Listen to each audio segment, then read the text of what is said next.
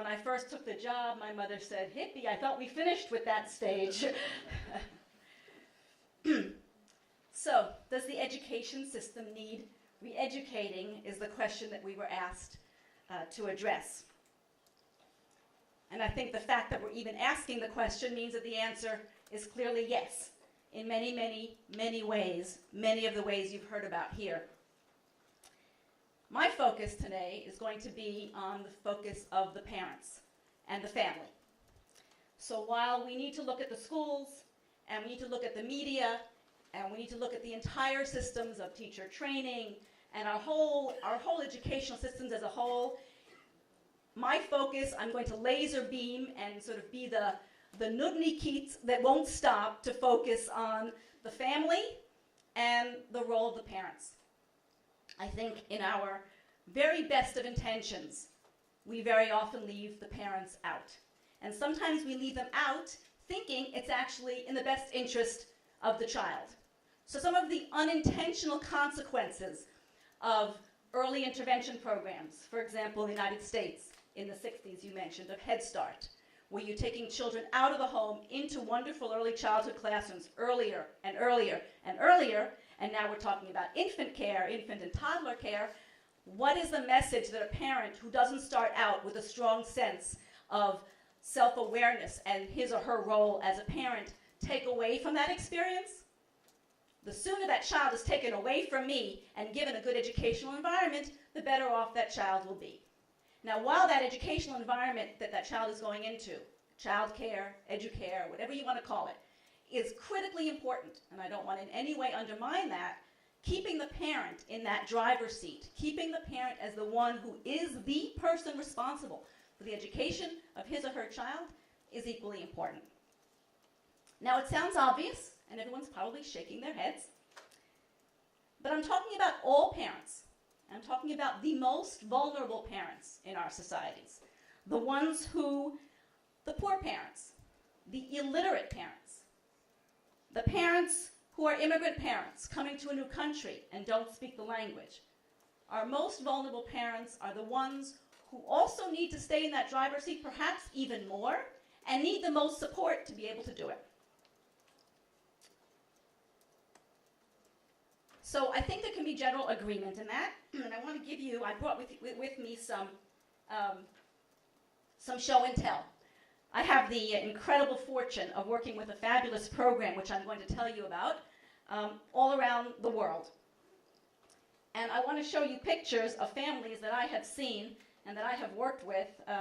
The one all the way on the left is a woman in South Africa. You're looking at her home outside, standing outside of her home, together with her little child. This woman is actually this child's grandmother. And when I went into this home, this woman took out a little box of activities that we brought into the home through our program that you'll hear some more about, and she said, I want you to understand this education program that you're bringing to me, this here, this is called the future. This is the future for our children. On the right, you'll see a home visitor doing a program activity, and I'll tell you some more about what the activities are all involved with. But I wanted to give you a flavor of the kinds of families, the kinds of settings that we work in. This is a family here in El Salvador. These are all parents who we believe strongly in, who we want to motivate, who we want to support to be the educators of their children.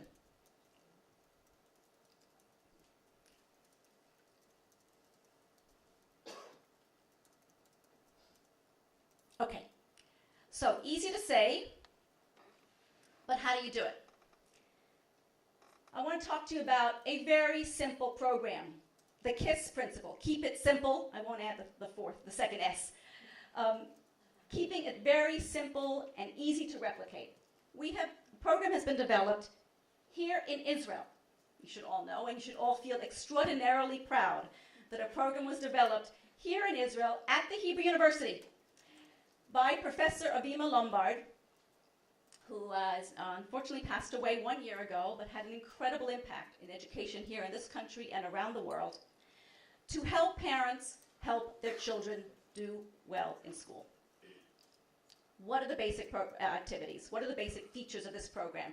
So what you saw before are pictures of home visitors who are trained by a professional coordinator who go into the homes to work with parents. And we work primarily with mothers because it's typically the mothers who are home with the young children, but certainly does not preclude fathers, and ideally would include fathers more and more. We train home visitors who are paraprofessionals, women who live in the communities that we work, through a very simple system called role-playing. We show them everything that you do. We don't leave anything to chance. We go through the activities with the home visitor. You have a little sample there of a home visitor sitting with a mom. In this case, she's sitting in a community center, but in other cases, she would be doing this in the home. Meets with the mom and gives her all the activities, the books, the curriculum, the activities for a week's worth of activities to do with her child. She then leaves, and the mother has 5 days of activities to do with her child, which she will be doing with this program for 2 or 3 years, depending on the context of the program. We work with storybooks. Every family will have, by the end of the program, 25 to 30 storybooks in their home. As you can see, there's storybooks in all languages, and all based on kind of emerging literacy and basic educational contexts. Here you have some examples of the activity packets that we bring and the shapes. All very simple, easy to use things. Everything that the parent needs to do for the activities to work with his or her child is brought to the home, so it's very simple for the parent. And what we've done is we've shown that, for people who feel that raising young children is really just a question of playing with them and having fun with them, which is true, but in all the playing and all the having fun, there is real learning going on. And so we have explained throughout the curriculum what in every activity that you do, whether you're learning auditory discrimination or you're classifying and sorting or creative development, creative writing, and so on. A little simple sample of an activity. Look at these pictures, they tell a story. The story's about eating an apple. Listen while I tell the story. One day I was hungry, so I took a bite from an apple. Then I ate the whole apple. You break up the cards. You give the cards to the child. The child tells a story back, and you play a little game of telling a story. Very simple, very easy, very important to give parents these kinds of really basic tools to do the kinds of activities that parents who come from more educated backgrounds would be doing.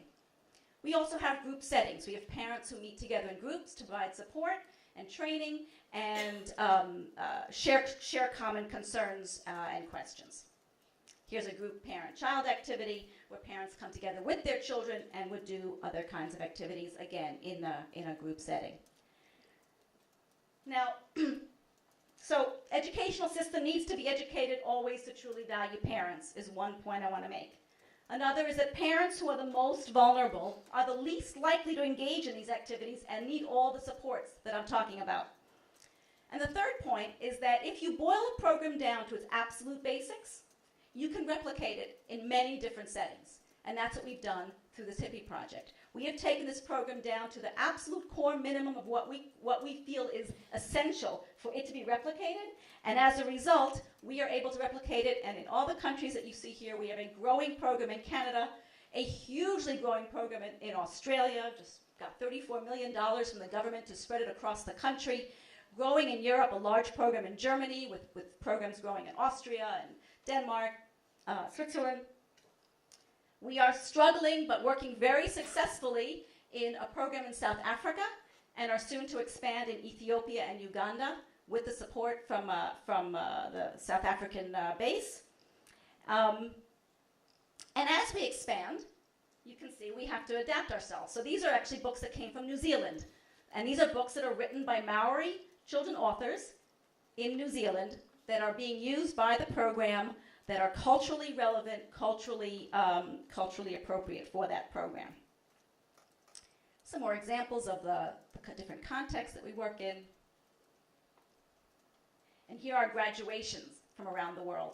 Now this is very interesting because if any of you are in early childhood education, then you know that people in early childhood say that children shouldn't be doing graduations, they shouldn't be sitting in caps and gowns, it's developmentally inappropriate. And so coming from a strict early childhood background, when I first went and saw a graduation, this was actually in the United States, and I said, children shouldn't be sitting in these kinds of contexts, and it's inappropriate, why should they sit for so long, listening to these long speeches?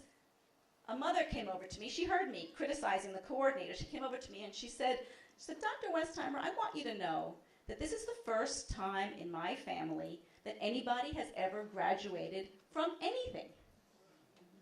And this is really important to us. So all these graduation ceremonies, I learned my lesson, one of many, many lessons that I've learned from working with parents around the world, that working in a cultural context, doing the kinds of activities that parents value. The parent values the graduation. It makes him or her feel that what she's doing is important, and therefore the child is graduating, very, very important and valuable. And the fourth point I wanted to say is that fortuitous support helps when you're trying to expand a program. And we were very lucky to be highlighted in a report from UNESCO, which certainly helped us as we were growing our program. And we are extraordinarily delighted by the support we've had over the years from both Bill and Hillary Clinton. Hillary learned about the program at a Governors Association meeting when Bill Clinton was governor of Arkansas. To this day, HIPPY is a fully state-funded program throughout the state of Arkansas, and the Clintons continue to be very strong supporters. The picture you see all the way to the right is when the then First Lady Hillary Clinton, she's had many titles, as you know, but she was First Lady in this picture, was with Dr. Vima Lombard visiting the program, and you may recognize the woman all the way to the left as one of your very, very own Mrs. Netanyahu. And there you have a child with all of her activities, and I just want to reiterate the point that as we think about the educational system, HIPPY is one example of a program that brings the parent in the driver's seat. There are many programs like that. It's the one that I'm most involved with and I know best and I'm talking about today. But in all cases, we have to always remember that the parent is the person who is the first and most important teacher and critical to the child's success in education.